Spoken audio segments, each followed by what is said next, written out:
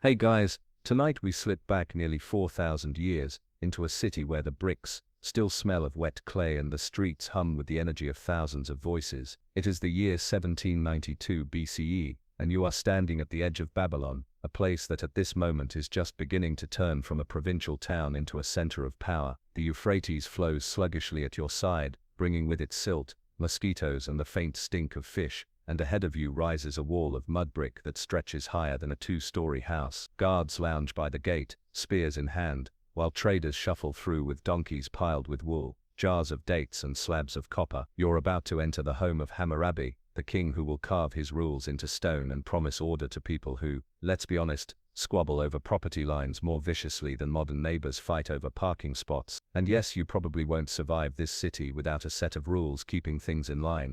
Before we wander further, if you like the idea of hearing Babylon's laws whispered in the quiet of the night, then make sure to like, subscribe and tap that little bell so you don't miss the next midnight journey. Drop a comment below with your location and local time. I want to see if you're listening from a glowing apartment in New York, a quiet village in India, or maybe somewhere under the desert stars.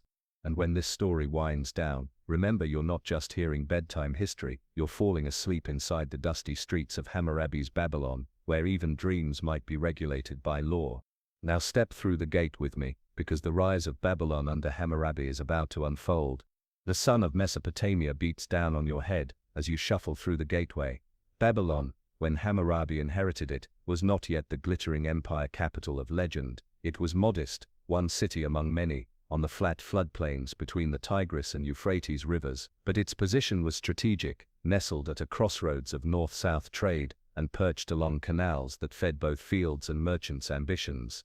You can practically smell the barley brewing into beer in clay vats nearby. Hammurabi, ascending the throne in 1792 BCE, faced a fractured map of Mesopotamia. To the north, Assyria and Mari competed for influence. To the south, Larsa and Esan squabbled like rival siblings over canal rights. Babylon itself was more like a teenager trying to prove it belonged among grown-up powers. Hammurabi was barely 30 when he took charge, but unlike other kings, who spent their time polishing crowns and sacrificing goats in the temple courtyard, he had a knack for strategy.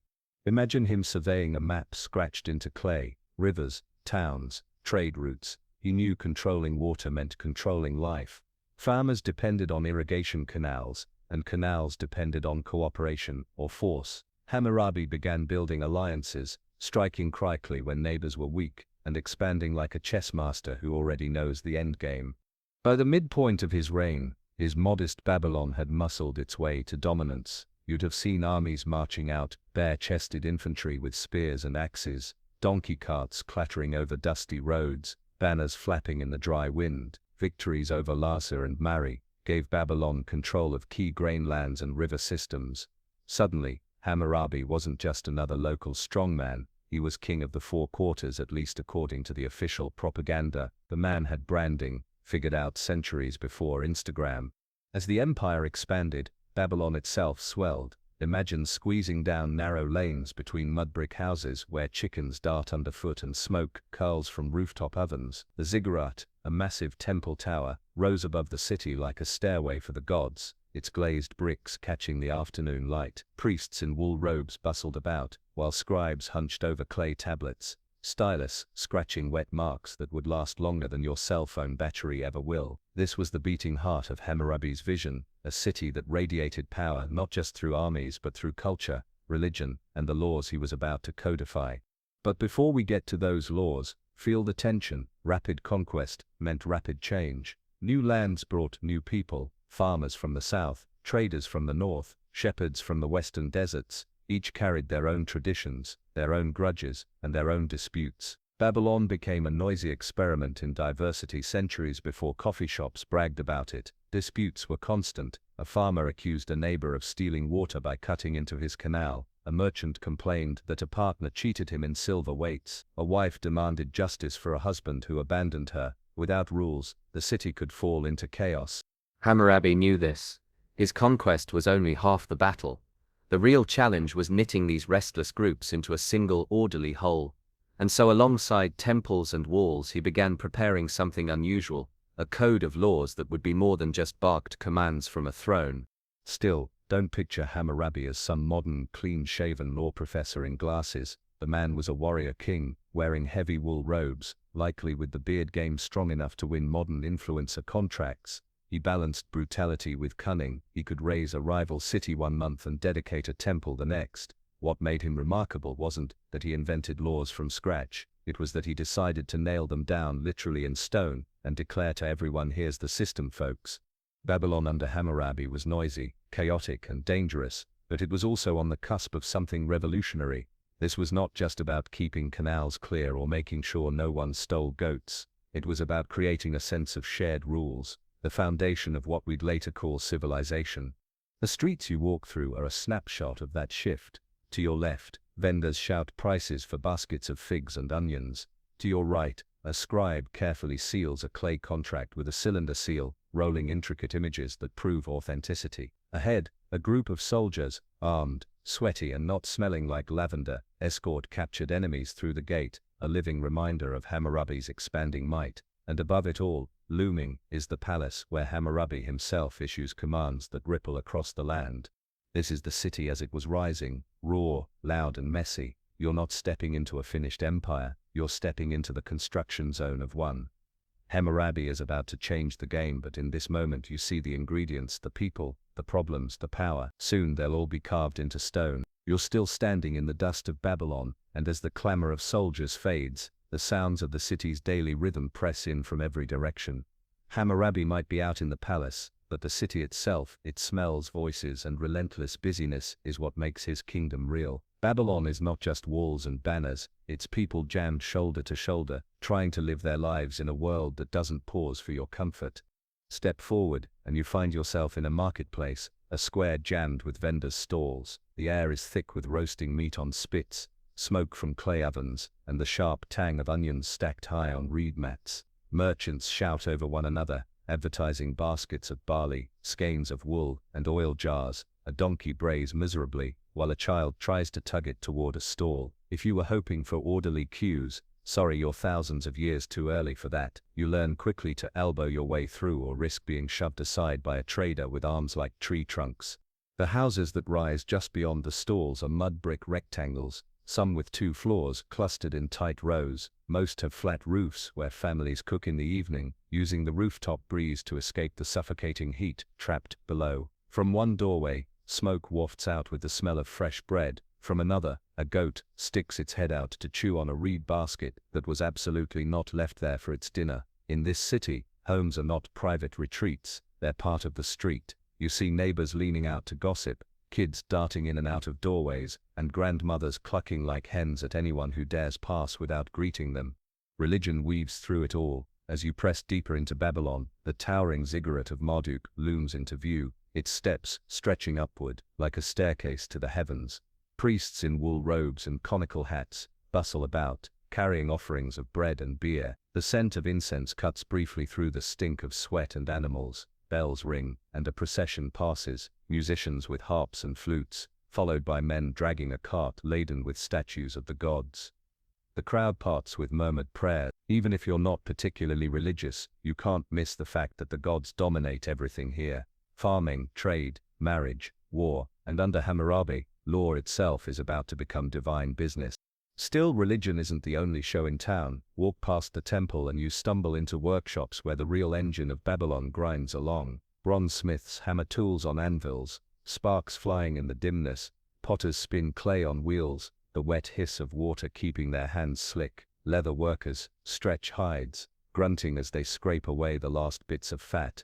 Every shop is noisy, smelly, and full of sweat, but together they create the goods that keep Babylon humming. And yes, you'd better believe some of these craftsmen will later appear in Hammurabi's code. If a builder throws up a shoddy house and it collapses, crushing someone inside, the law will come down like a hammer, harder than the one ringing in that bronze workshop. Not all work is sweaty labor though. Scribes, those rare men who can read and write cuneiform, sit cross-legged with clay tablets on their laps, reed styluses clicking as they press wedge-shaped marks into wet clay. They look smug, and honestly, wouldn't you? Literacy is power. A single scribe can draft a contract that determines who owns a field, who inherits a house, or who has to pay how much silver in a loan. Their little marks outlast arguments. And in a world where memories can be fuzzy, especially after too much barley beer, the permanence of clay is king. If you've ever fought with a roommate about who left the dishes in the sink, imagine solving it with a clay contract. Problem is, you'd need to hire a scribe, and he'd probably charge more than the dishes are worth.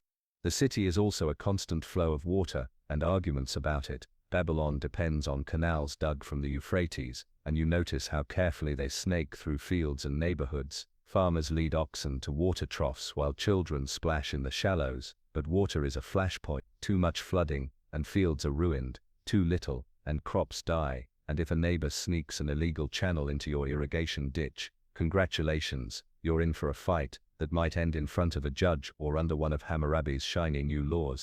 As you weave back toward the city center, the crush of people is overwhelming. Traders from distant lands appear everywhere, bearded men from Elam with wool cloaks, slick-haired merchants from the Levant carrying cedarwood, even darker-skinned traders from further south with gold and incense. Babylon is not a closed village, it's a crossroad, where goods and gossip flow like the river. Every new face adds another layer of complexity, and another potential quarrel. Without structure, the city could dissolve into chaos at any moment. But for now the chaos has its own rhythm. A boy darts past you with a basket of figs. A soldier stops to flirt with a vendor's daughter. A pair of old men bicker so loudly over a loan that a small crowd gathers to watch, much like you'd rubberneck at a fender bender. The sun bakes down, the dust clings to your sandals, and the smell of manure never really leaves your nostrils. Life in Hammurabi's Babylon is busy, exhausting and far from fair, but it is also vibrant, alive and on the edge of something transformative.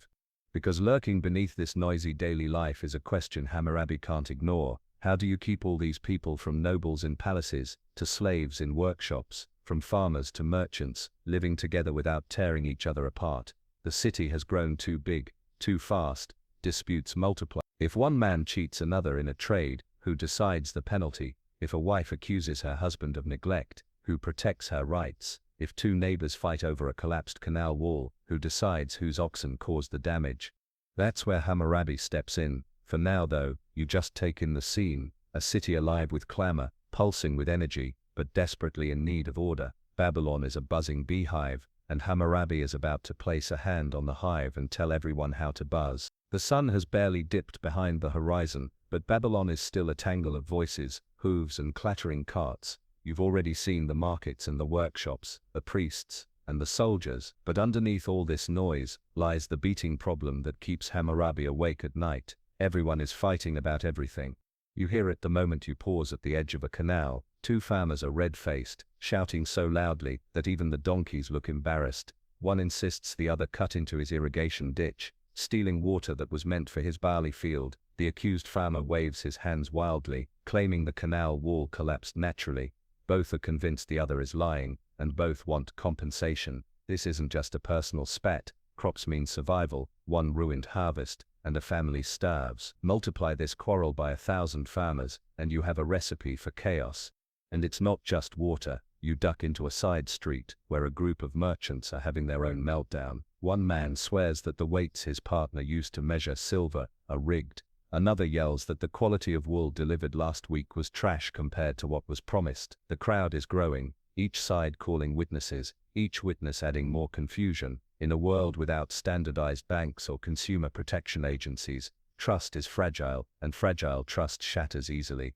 Then, as you step further into the city, you overhear family disputes. A wife drags her husband toward a priest, demanding justice for being abandoned for a younger woman. A father complains that his son refuses to honor an arranged marriage agreement. Brothers brawl over inheritance, spitting insults about stolen fields and unfair dowries. And if you think family drama in the 21st century is bad, wait until you see these Babylonian soap operas play out. Here, divorce court is not a TV show, it's a screaming match in front of half the neighborhood.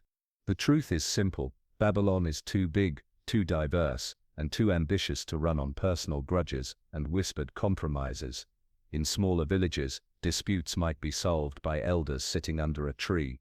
But in a city swelling with thousands of people, many of them strangers, that doesn't cut it. Hammurabi knows that if he doesn't create a system everyone respects, the city will drown not just in floodwaters, but in lawsuits and vendettas.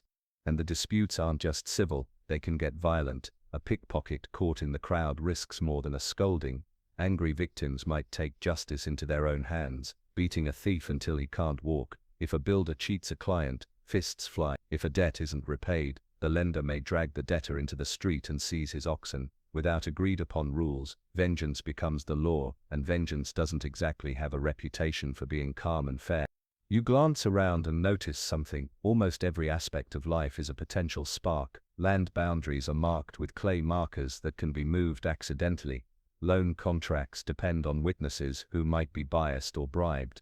Even the price of beer at a tavern can trigger an argument. Picture two men sloshed on barley brew, arguing about whether they got full cups. Now imagine them pulling knives. Yes, it happens.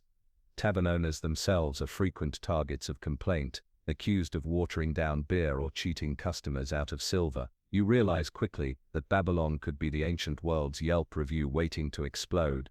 And all of this lands on Hammurabi's shoulders. He can't fight wars abroad and leave his capital festering with disputes. To build an empire, you need more than soldiers, you need rules. Babylon's energy is an asset, but only if it can be channeled. Left unchecked, it's a mess that will collapse under its own weight. So why law? Because without it, nothing holds.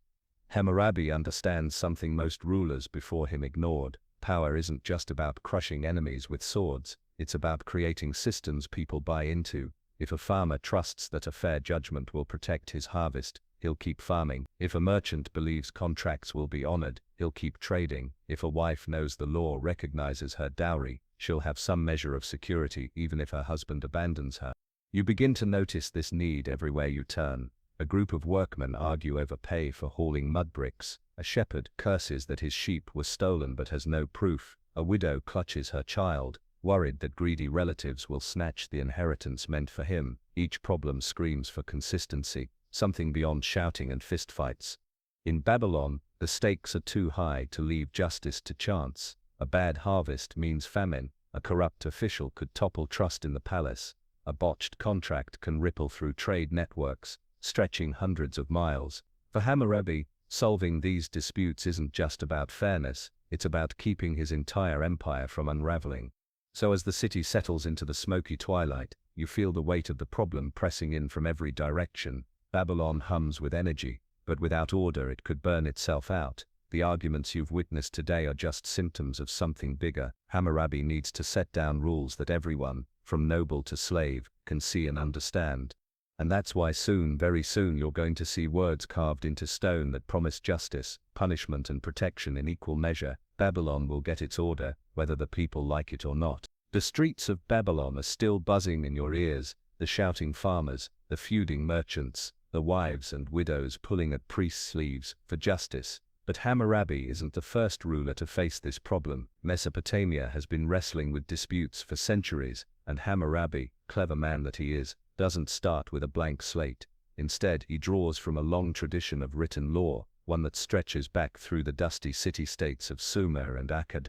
Step into a scribe's workshop with me. Clay tablets are stacked, like filing cabinets, each one pressed with wedge-shaped cuneiform writing. Some of these tablets aren't trade receipts or temple accounts, they're law codes, older than Hammurabi himself. You'd find references to the code of Ur-Nammu, a ruler of Ur around 2100 BCE. His laws are some of the earliest we know, written centuries before Hammurabi's time. They were short, straightforward, and often surprisingly lenient. If you injured someone, you might owe silver rather than a broken bone in return. Imagine small claims court instead of eye for an eye.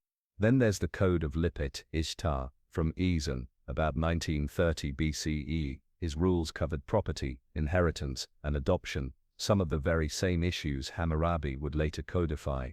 These earlier kings carved out the idea that justice could be written down, made permanent, and publicly known. And make no mistake, Hammurabi read these precedents. He knew them well, or at least his scribes did. In fact, Mesopotamian rulers had a habit of presenting themselves as shepherds of their people, guardians of fairness. Each code opened with grand declarations about protecting widows and orphans, even if in practice the poor still got trampled under the sandals of the rich.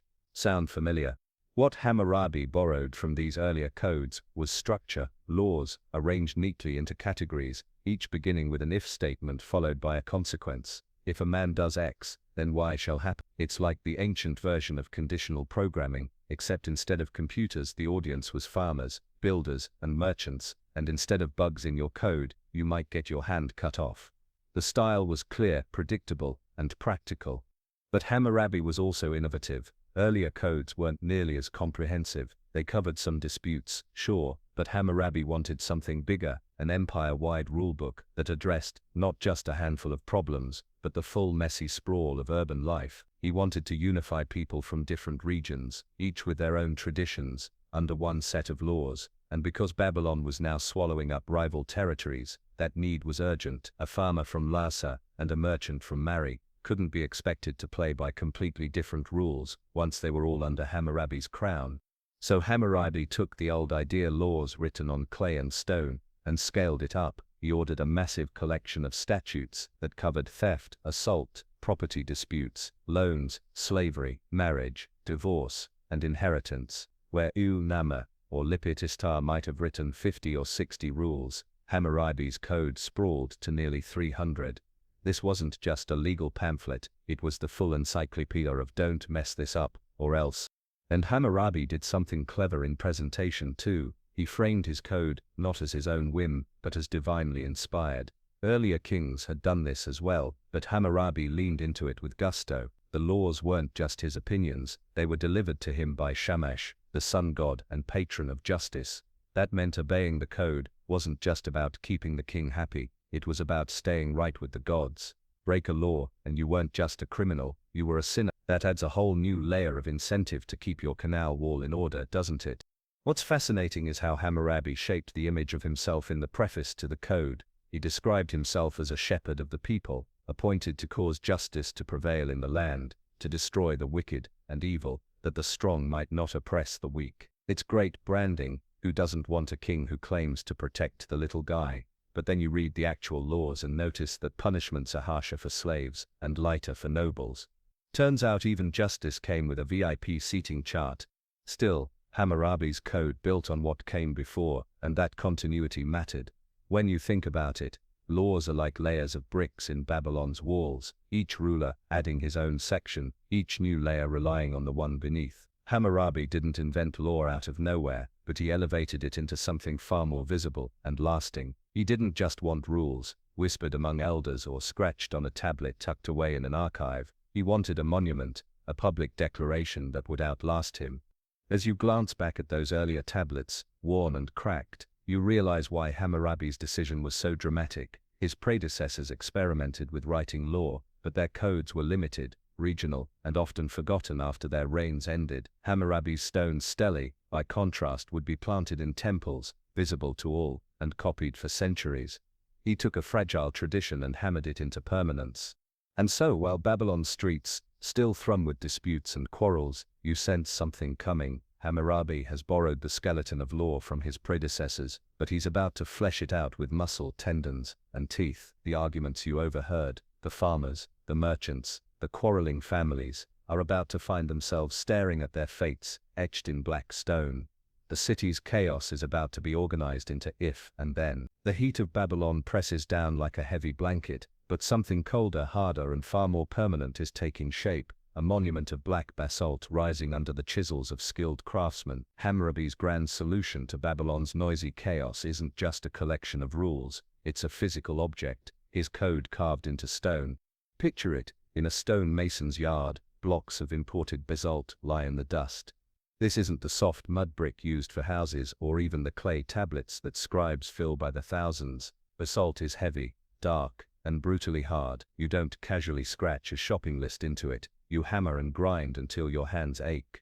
The decision to use basalt wasn't random, it was intentional. Hammurabi wanted his laws to endure, not just for his reign but for generations. Clay crumbles, mud brick erodes, but basalt lasts. If you've ever stubbed your toe on a rock that's been sitting there for millennia, you know what I mean.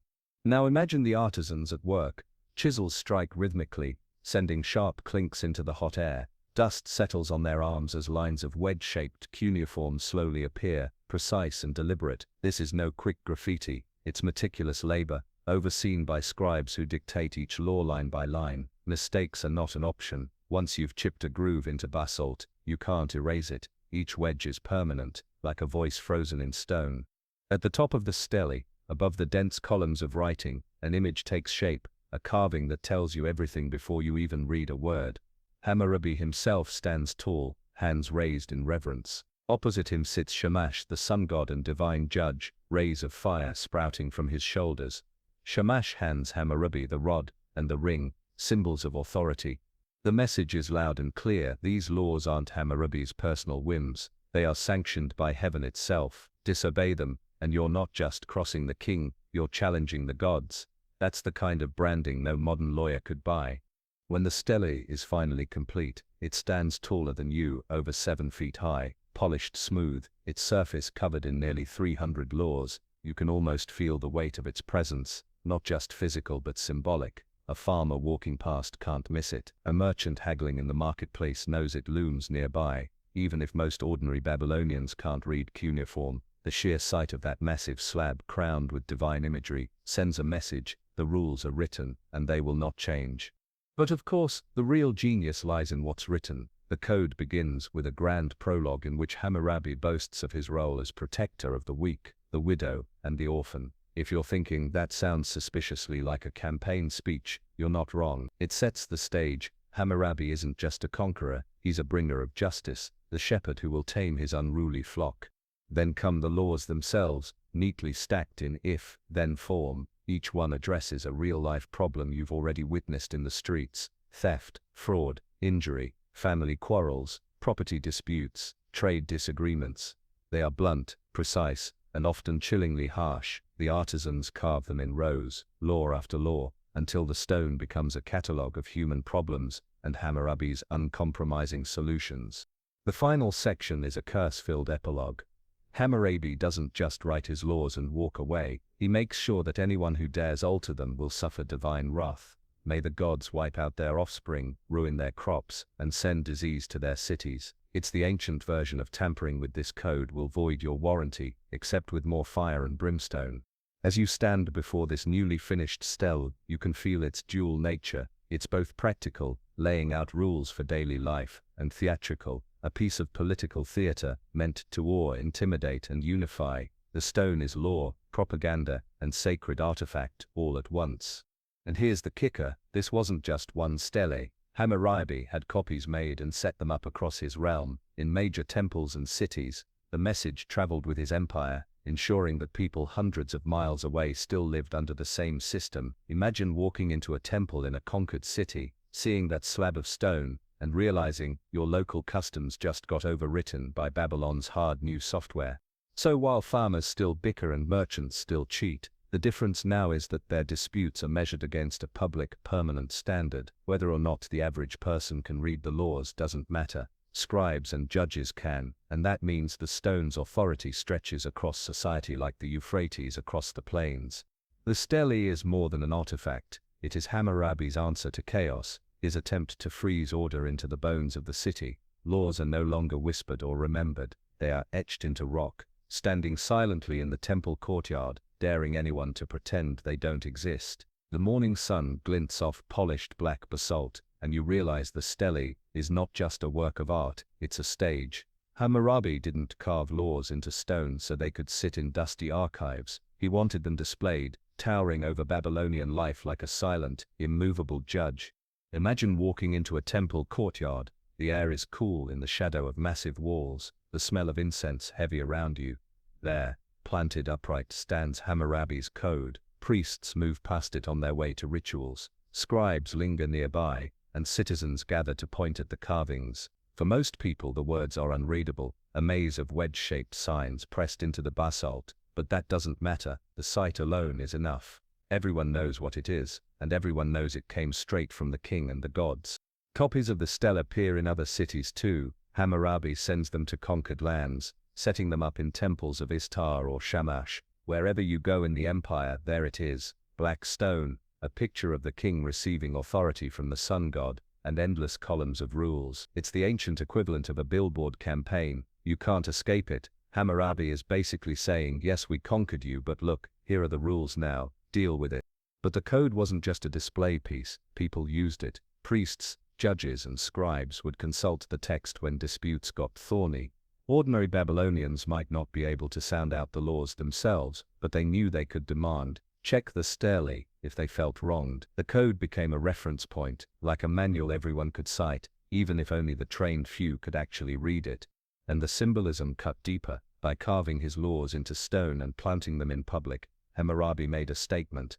Justice is not hidden in the king's palace, nor whispered among priests. It's visible to all, unchanging, fixed, like the stars. In a world where most power was personal and arbitrary, kings changing their minds on a whim, this was something different. It gave the impression, at least, that the rules were bigger than Hammurabi himself. Still, let's not kid ourselves, the code was as much about propaganda as justice. Imagine being a citizen from a conquered city, strolling into your local temple for worship, and there it is, a 7-foot slab reminding you that Babylon now runs your life. Even if you couldn't read a word, you'd see Hammurabi in the carving above, standing before Shamash, and you'd get the message, obey. The stele also carried a kind of intimidation. Everyone knew Babylonian punishments could be brutal, cutting off a hand for theft, drowning for adultery, death for striking your father. To see those threats carved in stone, displayed publicly, must have been chilling. The law was no longer an abstract threat whispered in court, it was literally looming over you as you prayed, traded or walked to market. It's worth pausing here. This is one of the earliest known examples of law being deliberately public. Other kings issued decrees, yes, but they often kept them tucked away in temple archives. Hammurabi, in contrast, shoved them in your face. He made the law a physical presence in daily life. That innovation, law as something visible, permanent and public, is why his code is remembered even now when most of his rivals' decrees are long forgotten.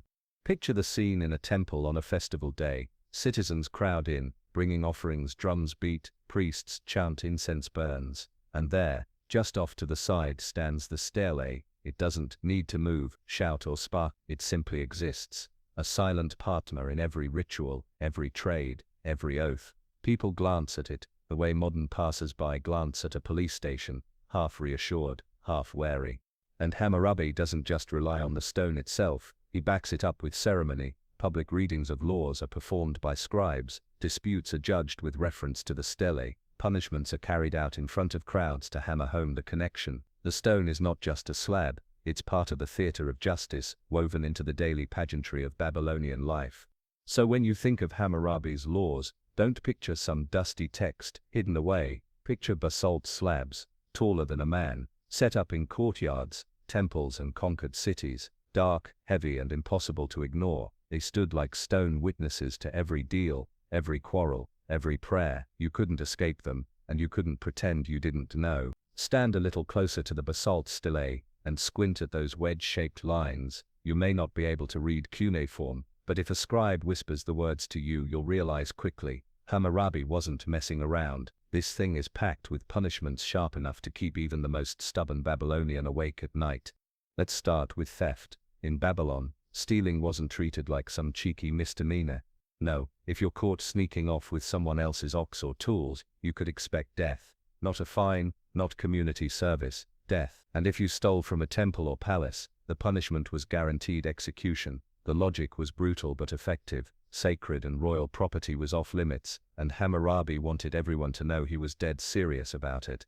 Then there's assault. If a man strikes another and causes injury, the punishment often follows the principle you probably recognize, an eye for an eye. Literally, if you blinded someone, expect to lose your sight. If you broke someone's bone, yours might get broken in return. It's the ancient version of equal retribution, a rule that sounds poetic until you realize it means your dentist bill just became a sentence of dental extraction without anesthesia.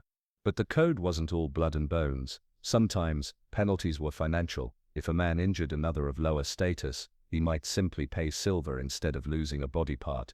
Status mattered a lot. A noble punching another noble could mean broken bones for both. A noble punching a commoner might mean a fine instead. A commoner hitting a noble, that could mean death. Justice in Babylon was carefully calibrated on a sliding scale of rank.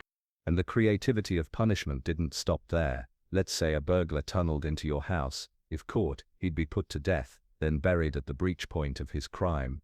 Imagine a thief literally entombed in the hole he dug. That's part justice, part warning billboard. Another example, If a man accused someone else of murder but couldn't prove it, the accuser could be put to death instead. False accusations weren't just frowned upon, they were lethal. Babylon had no patience for gossipy courtroom drama. You better come with evidence, or you're the one getting dragged out. Even taverns made it into the code. If a tavern keeper failed to report criminals who gathered in her shop, she could be executed. And if she watered down the beer, drowning. That's right, mess with someone's pint of barley brew, and you're taking an unscheduled swim. Forget the customer is always right in Hammurabi's Babylon, the customer might be your executioner. Punishments also extended into fraud. If a builder constructed a house and it collapsed, killing the owner, the builder himself could be put to death. If the collapse killed the owner's son, the builder's son would be killed in return. Talk about a high-stakes warranty policy. Suddenly you realize Babylonian builders probably triple-checked their foundations, and if they didn't, well, their family paid the price, literally.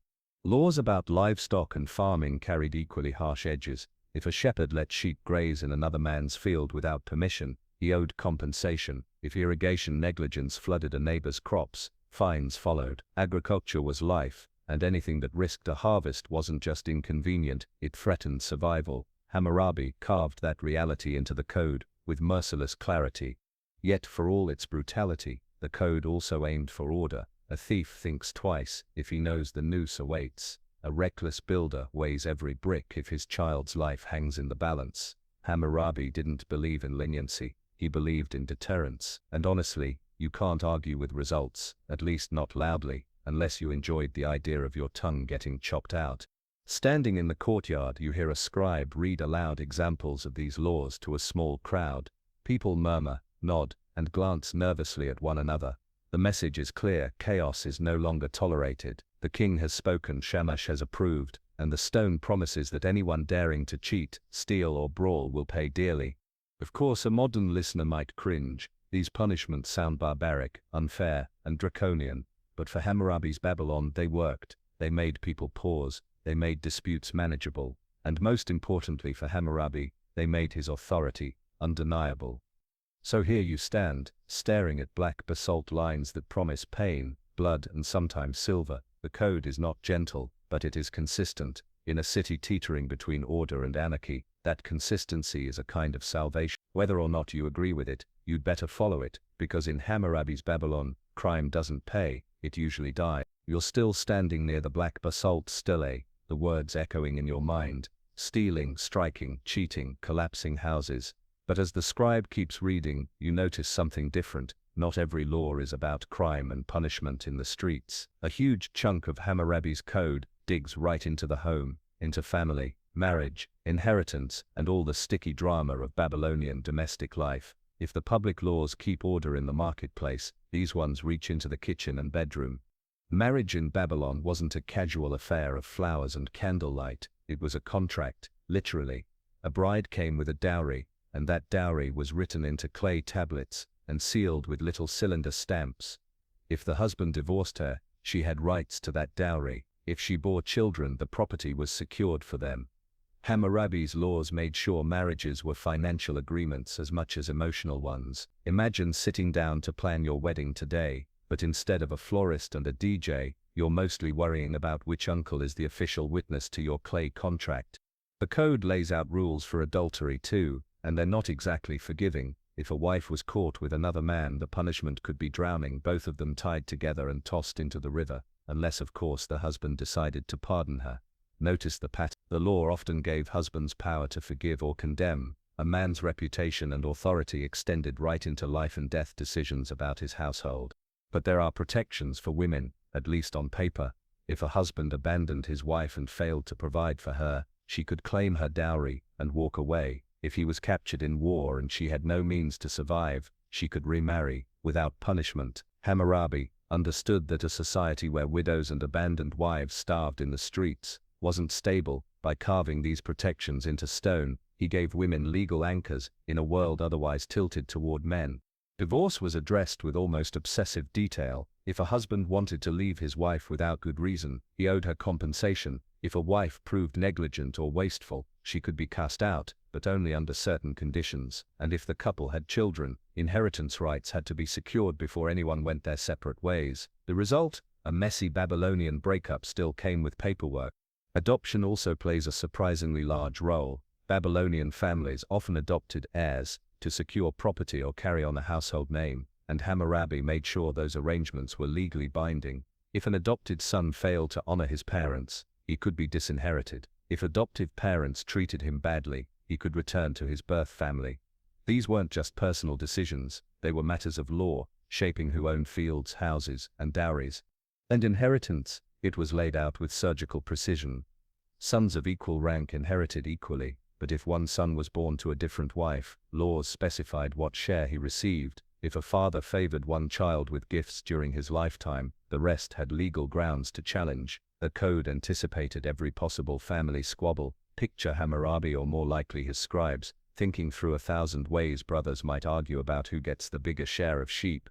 One law stands out with grim fairness. If a son struck his father, his hands would be cut off. Family authority was sacred, and disobedience was not tolerated. Parents were expected to discipline children, but children were expected to obey without question. You can imagine Babylonian kids listening wide-eyed as a law like that was read aloud. Hands off, Dad, literally, or you lose yours. Women's roles were complicated. On the one hand, wives could own property, manage dowries, and appear in court. On the other, their fates often hung on their husband's decisions. A wife accused of adultery might face drowning unless her husband chose mercy. A wife accused of neglect might be thrown out. But compared to some later societies, Babylonian women had surprising levels of protection. The laws recognized their economic role, their right to security, and their connection to property. And these family rules mattered far beyond the household. Babylon's strength depended on stable families. Dowries tied families together through wealth, inheritance kept farms intact, and adoption ensured no household line was cut short. Every family was a building block in Hammurabi's empire, and laws kept those blocks from crumbling. You glance around the marketplace again and realize, behind every noisy dispute, there's a family contract at stake. A widow demanding her dowry back, a son squabbling with brothers over fields, a wife dragging her husband to the temple for neglect. These aren't side issues, they are the very glue holding Babylon together. Hammurabi carved his code as much to regulate the home as the streets. So if crime and punishment made Babylon orderly in public, family laws made it stable in private. Every wedding, every inheritance, every divorce was framed not just by love or anger, but by the law standing in black basalt in the temple square. In Hammurabi's Babylon, even the heart was a legal matter. The crowd in the temple courtyard shuffles nervously as the scribe's voice moves on from wives, dowries, and rebellious sons, to something closer to everyone's daily survival: property, trade, and debt. If Babylon was a noisy beehive, silver and grain were its honey, and Hammurabi, with his stone slabs, decided to regulate every sticky drop.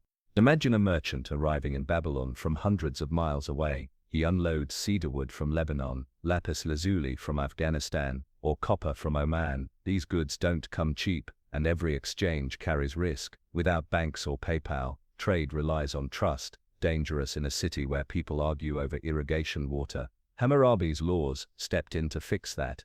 Loans were the lifeblood of Babylonian business, and the code spelled out exactly how they worked. A lender could loan silver, grain, or other goods, but the terms were regulated.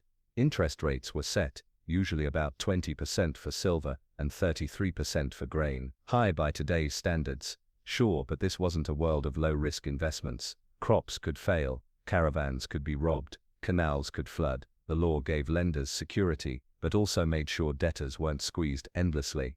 One law, for instance, required that if a storm or flood destroyed a farmer's crops, he didn't owe interest that year. Picture a farmer staring at his ruined barley field. Without this rule, he'd still be stuck paying back grain he never harvested, dooming him to slavery or ruin. With Hammurabi's law, he at least had a chance to recover. It's the ancient version of disaster relief. Tough, but just enough to prevent collapse. Contracts were another obsession. Deals for land, goods, or services had to be written on clay tablets, witnessed and sealed. No scribbled napkin signatures here. Without that, a deal didn't count, and if a contract was challenged, judges could haul it out and read it word for word. The weight of law depended on the permanence of clay. Somewhere in Babylon, you can almost hear a scribe chuckling as he pockets a fee for drafting yet another tablet. Lawyers have been profiting from paperwork ever since. Property ownership was equally guarded. If you bought a field, house or slave without proper witnesses or documents, the sale was invalid and you could lose everything. Squatters who moved into land without ownership could be punished harshly, and if you dared to move a boundary stone, those little clay or stone markers that divided fields, you were tampering not just with land, but with the order of society. Penalties for boundary fraud were severe, often involving heavy fines or worse. In a city where food meant survival, keeping fields properly divided wasn't a casual matter, it was life and death.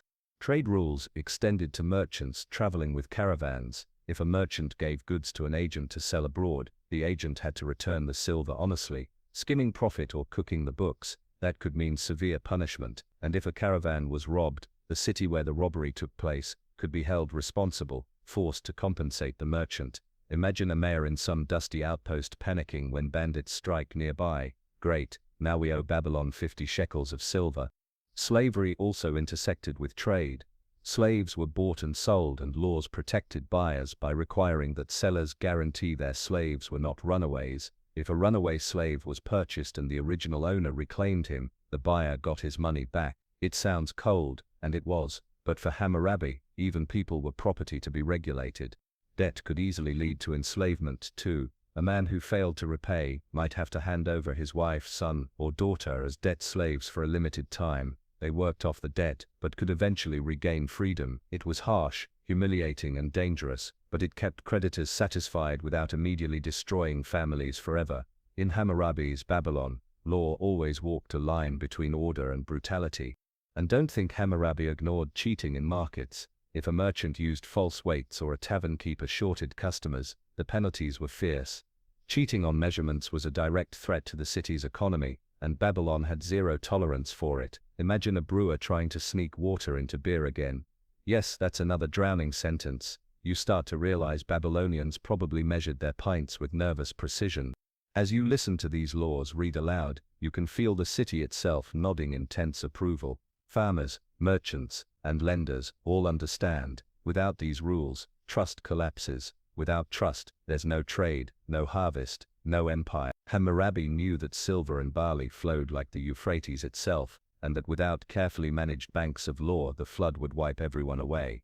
So, while family laws kept households steady, property and debt laws kept the entire economy upright. With every line carved into basalt, Hammurabi tried to control not just human behavior, but the fragile balance of survival in a land where one bad season could ruin everything.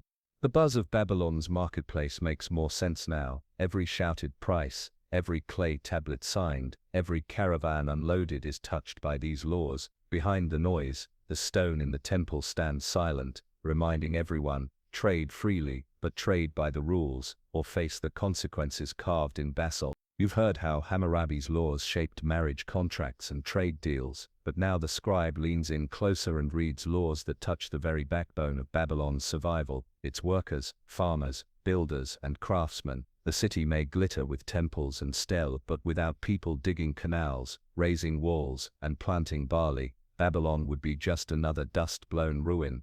Hammurabi knew this, and he carved regulations into stone that left no doubt. Work mattered, but shoddy work would cost you dearly. Start with the farmer. Babylon thrived on irrigation, and the canals weren't self-cleaning. Every spring, farmers were required to clear their assigned section of canal, making sure water flowed freely into fields. If a farmer neglected his duty and a canal overflowed, flooding his neighbor's crops, guess who paid the damages? That farmer. Not a slap on the wrist, a full restitution in grain. If he couldn't pay, he could face slavery. Picture a man trying to explain to his furious neighbor that he was just too tired this year. The law didn't care. In Hammurabi's city, irrigation wasn't optional, it was survival. And speaking of crops, sharecropping was a common arrangement. Wealthy landowners often rented plots to tenant farmers. Hammurabi's code spelled out how much of the harvest went to the owner, how much to the farmer, and what happened if the crop failed. If locusts or floods wiped out the barley, the farmer didn't owe rent that year. But if he simply neglected his fields or let them go wild, he owed full rent regardless. Imagine Babylonian landlords walking fields, squinting at barley stalks, and accusing tenants of laziness backed up by black basalt law. Now picture the builders. In a booming city like Babylon, construction was constant. Houses, walls, storehouses, and Hammurabi had no patience for corner cutting. His laws for builders are legendary. If a builder constructed a house that collapsed and killed the owner, the builder was executed. If it killed the owner's son, the builder's son was killed. If it killed a slave, the builder had to replace the slave. Brutal, absolutely, but in Hammurabi's world, accountability was carved in stone. Every chisel mark, every mud brick carried the weight of life and death. No oops, my bad excuses when someone's roof caved in.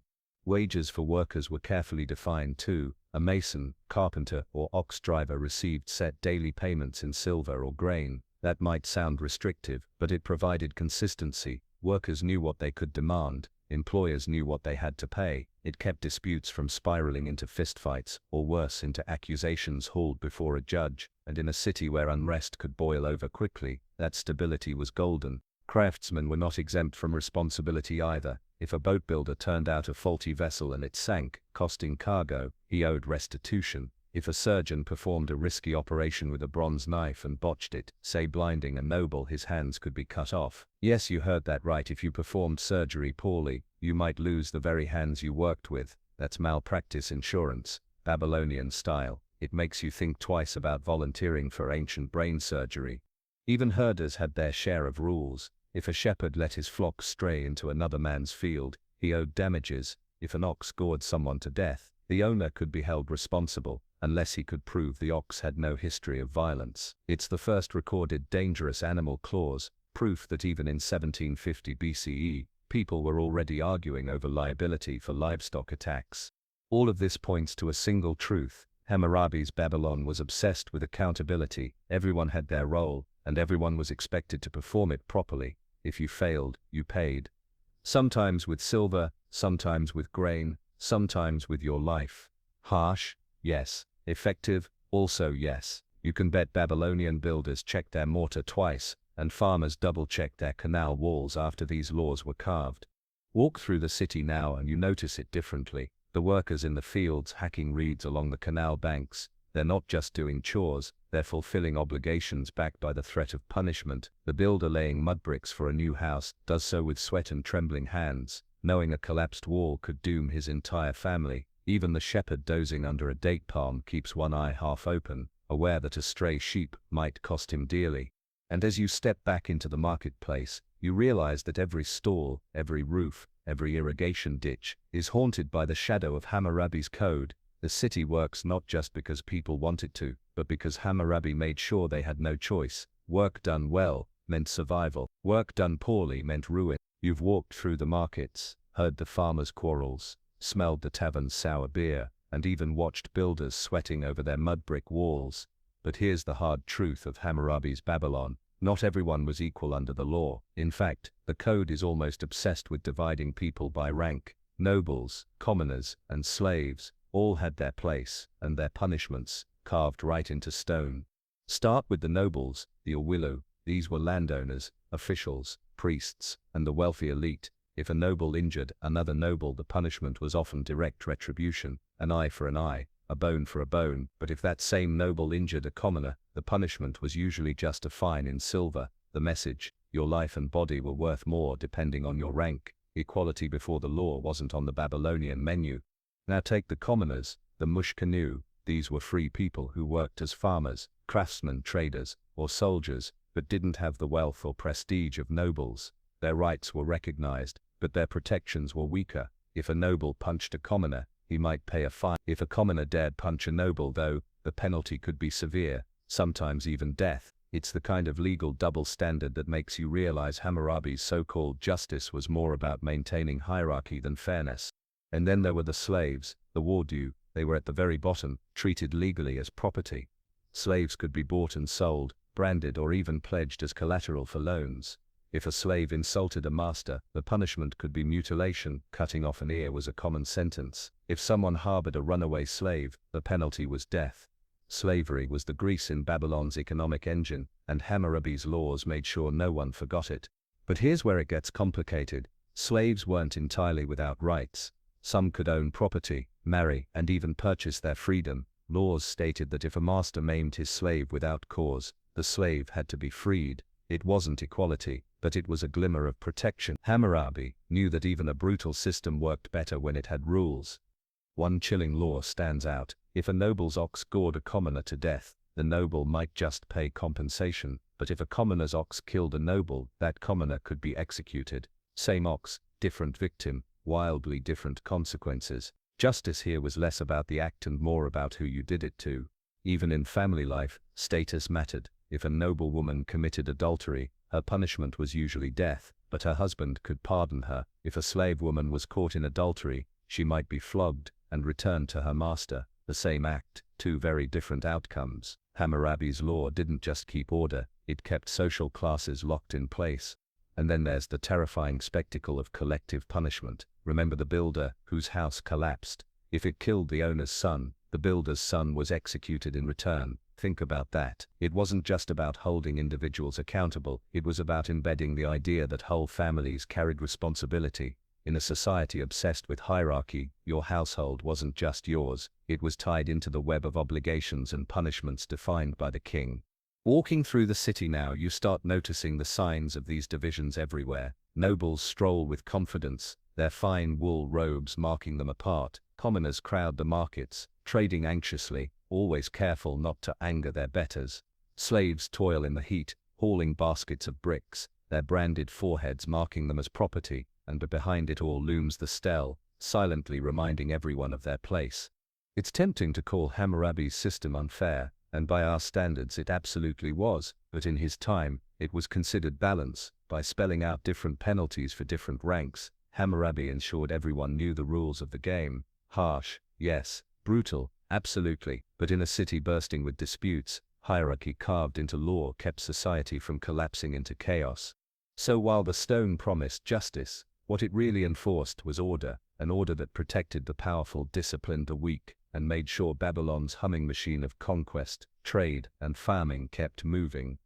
Everyone had their place, and Hammurabi made sure no one forgot it. The scribe clears his throat, and now the crowd leans in closer, because this part of Hammurabi's code hits everyone where it hurts. The courtroom. You've heard the threats about thieves, cheating merchants, lazy farmers, and collapsing houses, but what happens when two angry Babylonians square off and start yelling, "That's not fair"? Enter the judges. Picture it, a small, clay-floored hall in Babylon, crowded with people. A judge sits on a raised seat, flanked by scribes with damp tablets ready to record every word. The air smells of sweat, dust, and oil lamps. Before him stand two men shouting over each other, one accusing the other of stealing a donkey. The donkey itself is tied outside, braying as if it knows its fate hangs in the balance. This is where Hammurabi's code comes alive in practice. First, witnesses. If you wanted to prove your case, you needed people who saw what happened. No witnesses? Good luck. The law was explicit. Accusations without proof could bounce back on the accuser. If you accused someone of murder and couldn't prove it, you might be executed instead. False testimony wasn't just frowned upon, it was lethal. You didn't throw around wild rumors in a Babylonian courtroom unless you had evidence to back it up. Oaths also carried heavy weight. Sometimes when no witnesses were available, a man could swear an oath before the gods to prove his innocence. He'd stand before the stele, or in a temple, raising his hand and calling Shamash, the god of justice, as his witness. Imagine swearing an oath when everyone believes the gods might strike you down on the spot if you're lying. Suddenly, perjury isn't just a crime, it's a lightning strike waiting to happen. Judges themselves were held to strict standards. If a judge handed down a written judgment and later it was found false or biased, that judge had to pay 12 times the fine he imposed and was permanently removed from office. That's right, corrupt judges weren't just shamed, they were bankrupted and fired. Hammurabi wasn't about to let his justice system rot from the inside out. But don't picture the courtroom as some quiet, orderly chamber. This is Babylon. Crowds gather, neighbors whisper, and families shout support for their kin. Cases could get heated, and judges had to cut through the noise. Scribes recorded everything, scratching wedges into clay, ensuring the outcome wasn't lost to memory. Those tablets often survived, tucked into archives, so today we can still read actual Babylonian lawsuits, like debt disputes, land quarrels, or messy divorces. Hammurabi's laws weren't just carved in stone, they were lived out on clay, case by case. And the punishments, they were public. If the judgment called for a hand to be cut off, it was done for all to see. If restitution was required, payments were recorded and witnessed. Justice in Hammurabi's Babylon wasn't hidden in chambers, it was theater. The message was always the same: The law is real, the law is public, the law is permanent. One striking rule demanded that if a man brought a claim about property or silver and failed to prove it, he could be put to death. Imagine going into court today, losing your lawsuit, and not just paying legal fees but paying with your life. That fear alone kept frivolous lawsuits rare. The courts also reflected the social hierarchy. Nobles might face harsher financial penalties, but they were judged among their peers. Slaves, by contrast, could be dragged before masters or city officials with little recourse. Still, the very existence of courts meant disputes didn't always spill into blood feuds. There was a recognized process, a place where even the weak could sometimes demand justice by appealing to written law. Walk through the city, and you'll see it in action: a farmer leading witnesses to testify about a flooded field, a merchant waving a clay contract in a judge's face, a wife demanding her dowry back before scribes who scratch every word into clay. Hammurabi's system didn't eliminate disputes, but it gave them a channel, an outlet other than knives and fists. And here's the twist: those same black basalt laws that seemed so terrifying in the temple courtyard, they gave ordinary Babylonians a kind of power. You might not outrank a noble, but you could point to the stele and demand. The king said, "This is the law." For a society used to the whims of rulers, that was revolutionary.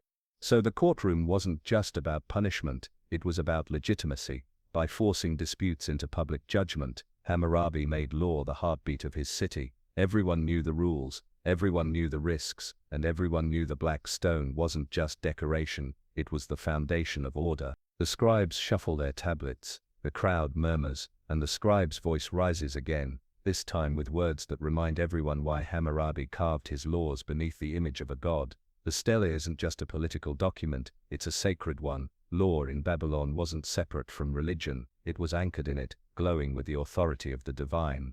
Look again at that carving at the top of the basalt stele.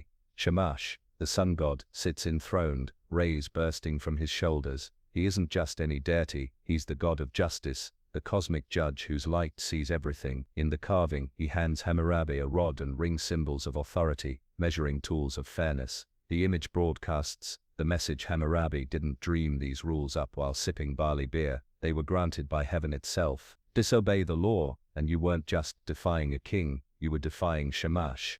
Babylonian religion bled into every part of life. The temples were the beating heart of the city, buzzing with priests, sacrifices and rituals. Farmers brought offerings from their fields, merchants dedicated a portion of their silver, soldiers offered spoils of war. And now, when you stood in those same temple courtyards, you saw the stele.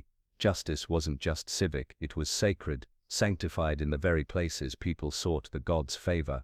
Oaths before Shamash carried immense weight. If you couldn't bring witnesses to court, you could swear by the gods instead. Imagine standing in a temple, your hand lifted, your voice trembling as you called Shamash to witness your truth. Everyone watching believed that if you lied, the gods would strike you down with disease, famine, or sudden misfortune. It wasn't superstition, it was the glue that kept society's faith in justice. The law worked because people truly believed heaven itself was listening. The prologue and epilogue of Hammurabi's code hammered this home. Hammurabi declared that the gods Anu and Enlil had chosen him to rule, to bring justice, to protect widows and orphans. The epilogue invoked terrifying curses. May any future king who dares change these laws be struck with plague, famine and defeat in battle. May his people rise against him. May the gods erase his name from memory. Those curses weren't idle threats. They were divine firepower baked into the law, ensuring no one could casually alter Hammurabi's justice without risking eternal wrath. And Babylon's citizens felt it. They lived in a world where gods were everywhere. Marduk rising as Babylon's chief deity, Ishtar commanding love and war, Shamash shining truth across the land. When laws were linked to gods, they weren't negotiable, they weren't just politics, they were cosmic order, as natural as sunrise and as binding as death. Imagine a merchant arguing in court. When the judge asks him to swear his honesty before Shamash, he hesitates. The courtroom falls silent. To lie under such an oath isn't just risky, it's spiritual suicide. Even if no human ever caught the lie, the gods would. In a city where disease, famine and sudden death lurked around every corner, who wanted to invite divine punishment? Hammurabi understood this perfectly. By wrapping his laws in religion, he gave them weight no army could enforce on its own. Soldiers could kill rebels, but only faith could make thousands of farmers, merchants and wives accept rules carved in stone. The stele wasn't just political propaganda, it was a sacred covenant, enforced not only by the king's axe, but by the sun god's burning gaze. So, as you step out of the temple into the blinding Mesopotamian sunlight, you feel the connection. The very light scorching your eyes belongs to Shamash, the god who gave Hammurabi his authority. The law is everywhere, in the temple shadows, in the courtroom oaths, in the curses etched at the bottom of the stele. Law is religion, religion is law, and Babylon's people move through life convinced that every trade, every quarrel, every whispered promise is being judged not just by men, but by the gods themselves. You've now seen Hammurabi's code carved, displayed and sanctified by the gods, but here's the nagging question: did people really follow it? Laws in stone look impressive, sure, but did Babylon's citizens actually live by them, or was it just royal theater? To answer that, you need to step away from the basalt stele and look at the dusty everyday clay tablets, tucked in archives, actual Babylonian court cases. These tablets reveal disputes that sound eerily familiar. A farmer sues his neighbor over a collapsed canal wall, a merchant complains that his partner cheated him out of silver, a wife demands her dowry back after a messy separation, and scribes record the rulings, line by line, in wedge-shaped script. The interesting part: judges often reference Hammurabi's code directly. That means it wasn't just symbolic. People pointed to the laws in court, and judges used them to settle cases. But here's the twist: enforcement wasn't always perfect. Babylon was sprawling, and not every village priest or judge consulted the stele. Sometimes rulings leaned on local custom instead. In one tablet, a land dispute is resolved by appealing to neighborhood elders rather than quoting Hammurabi's stone. The code was the gold standard, but in practice it was more like a guiding framework than a rigid checklist. Still, the stone mattered. Just knowing the laws existed gave citizens a reference point. Imagine being a widow dragged into court by greedy in-laws. Without Hammurabi's code, your fate might depend entirely on the whims of the judge. With the code, you could point to specific lines about dowries and inheritance and demand protection. Even if enforcement was uneven, the very idea of universal law gave people leverage they'd never had before. We even see the code's fingerprints in contracts. Surviving clay tablets show merchants drafting agreements that mirror Hammurabi's laws word for word. Farmers record tenancy terms almost identical to the ones in the code. It's like a Babylonian checklist. Is this deal legal? Yep, Hammurabi says so. His laws seeped into the paperwork of daily life. But don't imagine Babylon as a utopia of perfect compliance. Corruption still lurked. Wealthy nobles twisted laws in their favor. Judges sometimes bent rulings to protect the powerful, and slaves or commoners didn't always get a fair shake against elites. The code was supposed to protect the weak from the strong, but in practice, power still spoke louder than basalt. Some laws, like executing a builder for a collapsed house, were probably rarely carried out to the letter. They worked more as terrifying deterrents than everyday sentences. And yet, the sheer survival of so many legal tablets shows that Hammurabi's system wasn't ignored. People believed in it, appealed to it, and used it as a shield when they could. A widow, a farmer, a merchant, all could stand in court and say, the king himself commanded this law. That mattered, even if the outcome wasn't always fair. So yes, Babylonians followed the code imperfectly, unevenly, but enough to make it real. The stone wasn't a dead monument, it was a living framework that shaped contracts, disputes and judgments. Laws in practice are always messier than laws in theory, but Hammurabi's code carved itself into the rhythms of daily life.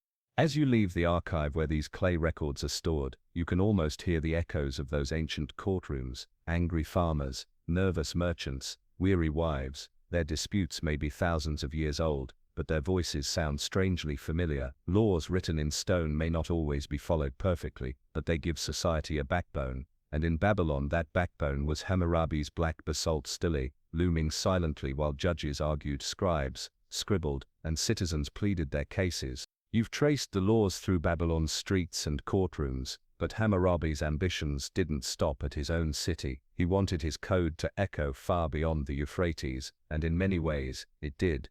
Hammurabi's stone, standing silent in the temple courtyard, outlived him by millennia. It became not just Babylon's order, but part of humanity's legal DNA.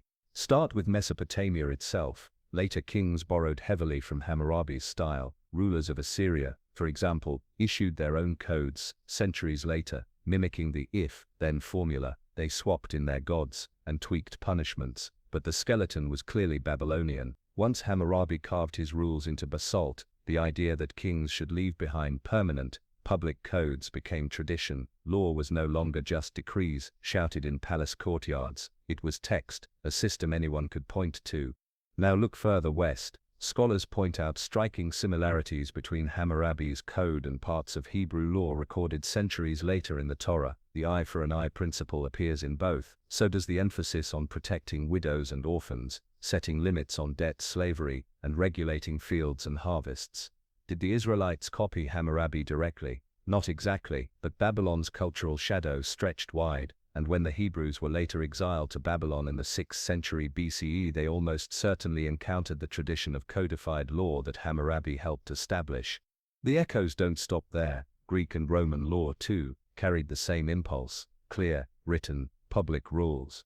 The Roman 12 tables, carved in bronze in the 5th century BCE, look like a younger cousin of Hammurabi's stele. The Romans wanted everyone from senators to peasants to see and know the rules, just as Hammurabi had demanded 1,000 years earlier. The details changed, but the concept of law as something visible, permanent and universal spread across civilizations. Even modern law carries Hammurabi's fingerprints. The idea of proportional punishment, though thankfully toned down from cut off his hands, still underlies much of criminal justice. Written constitutions and codes that claim to protect the weak from the strong echo Hammurabi's grand prologue. Of course, reality often fails the promise, but the idea endures. Rulers should be bound by written law, not whim. And let's not forget how Hammurabi's code survived.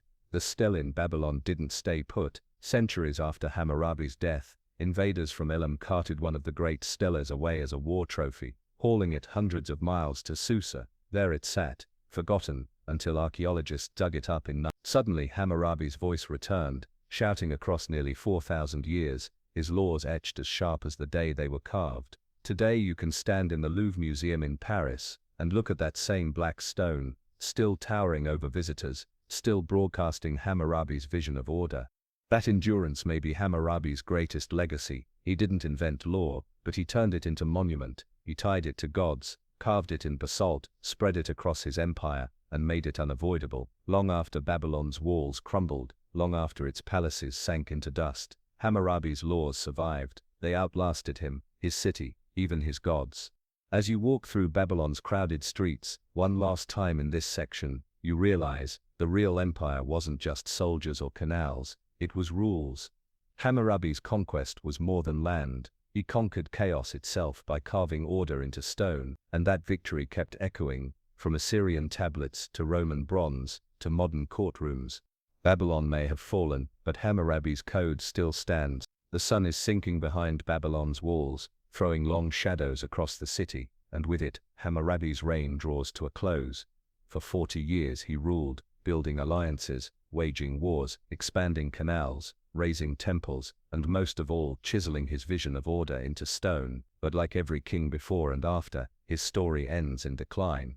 When Hammurabi died around 1750 BCE, his empire was at its height, stretching across much of Mesopotamia, yet his successors lacked his sharpness. His son Samso-iluna inherited the throne, but the empire began to unravel almost immediately. Revolts broke out in the south, rivals pressed in from the north. The very unity Hammurabi fought to build cracked apart, like mud brick left too long in the sun. Within a century, Babylon's dominance had shrunk, and its laws so proudly proclaimed seemed less like eternal order and more like the memory of one man's ambition. But Hammurabi's stele did not crumble with his empire. Some of the great slabs were carried off by conquerors. The most famous one, the one we can still read today, was taken to the Elamite city of Susa as war booty centuries after Hammurabi's death. There it sat, half forgotten, until French archaeologists dug it up in 1901. Imagine their shock brushing dust from a 7-foot block covered in cuneiform, topped by a king standing before a god. Suddenly, Hammurabi's voice spoke again, 4 millennia after he lived, still demanding justice, still warning of curses, still outlining punishments for cheating brewers and careless builders. The rediscovery transformed how we understand ancient law. Scholars compared Hammurabi's code with other traditions and saw how deeply it influenced later civilizations. The image of the king as shepherd, the prologue invoking gods, the careful, if-then structure, All of it echoed in Hebrew law, Greek codes, Roman statutes, and eventually the very idea of universal, written rules for society. Hammurabi's empire crumbled, but his law outlived not just him but entire civilizations. Walk through Babylon's ruins today, dusty mounds along the Euphrates, scattered walls, fragments of temples, and it takes imagination to hear the noise of the old city. But stand before the basalt stele in the Louvre, and you don't need imagination. The code still towers, carved wedges, sharp against black stone, the image of Hammurabi and Shamash still intact. It's as if time itself obeyed the king's demand for permanence. His streets turned to dust, his palaces collapsed, but his order, the law on stone, remains. For the Babylonians who lived under him, the laws were daily reality. For us, they are a reminder. Law is more than commands. It is memory, continuity, the attempt of one generation to bind the next. Hammurabi may not have been perfectly just. His code is steeped in inequality and brutality, but he carved the radical idea that order can outlast a ruler. That idea still whispers through courtrooms and constitutions today. So as the sky darkens over ancient Babylon, you can almost hear Hammurabi's voice carried in the evening wind. I wrote the law, I fixed justice, I carved order into stone, let no one erase it, and 4,000 years later, no one has. The sounds of Babylon fade now, the braying donkeys, the shouting merchants, the chanting